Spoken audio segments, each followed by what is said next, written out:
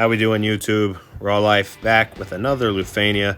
This time TCC challenge run for Lord of Sustenance, the Titus event raid. TCC challenge banned all burst phases except for a friend burst. All synergy, so Titus, Aerith, Arciella, etc. Tifa, Core, and Terra, I believe. So we made a team of Aranea, Queen, and 9.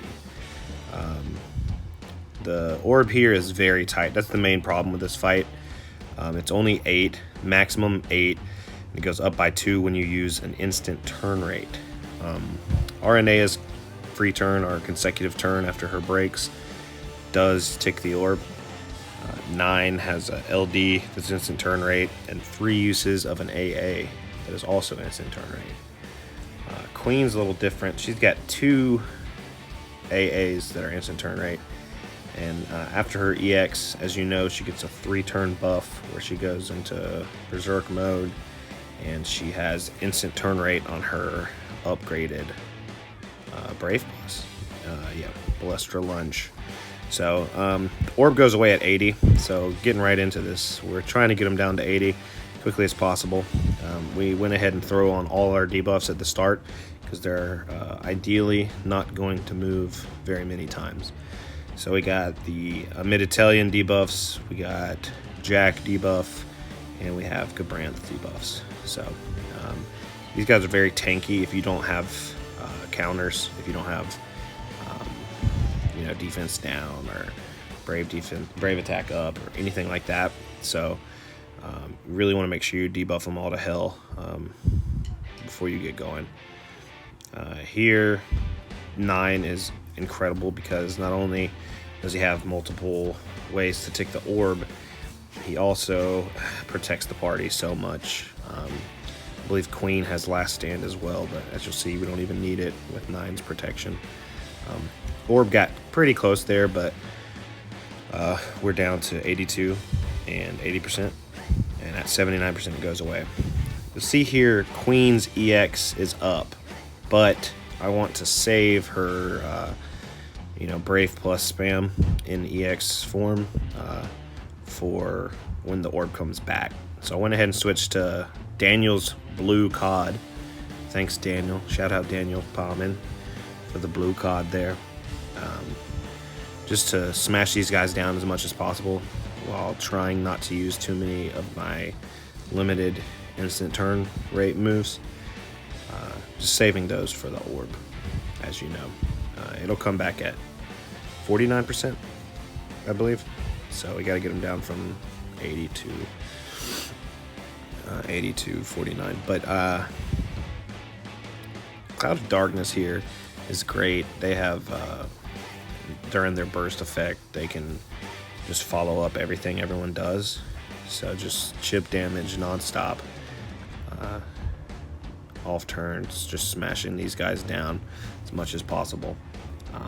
As I mentioned, we're kind of just trying to hold on to as many high turn rate or instant turn rate skills as we can for when the orb comes back, because like I said, that's the main worry about this fight. If the orb was a little different, or if the orb wasn't as tight with 8 maximum count, this fight would be relatively simple.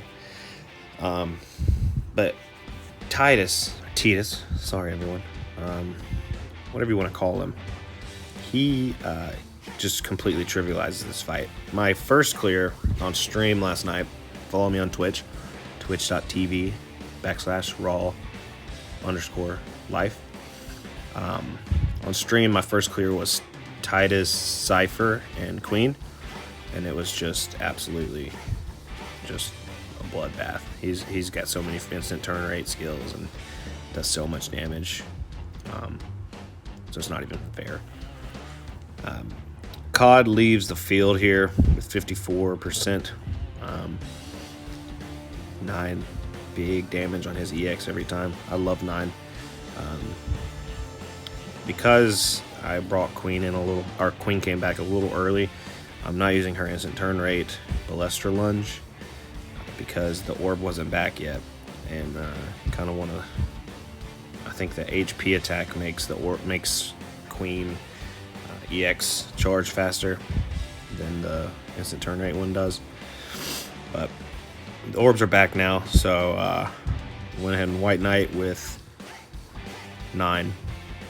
Handled the orb a little bit, and this is where the real fight begins, honestly. As you see there, Ballester Lunge, her upgraded Brave attack, does check the orb, so that's great. But like I said, we got calls that check the orb. Any call will check the orb. We got a couple of AAs on everyone, and then we got Queen's upgraded Brave Plus and 9's LD, and that's about it. So there is a limited number of orb checks we have right now, and we get in this little position where it's 3 on B and 1 on A. So we are kind of tight here. I know that B is about to go, so I needed to use the AA on Queen, and then also waste one of the calls because I just had to get that orb a little bit more in check, because it's going to go down from 3 to 2 right here on A. So it's getting a little dangerous. These guys aren't really that scary if you don't let them take a lot of turns. As far as defense, or defending yourself, they're not really that scary.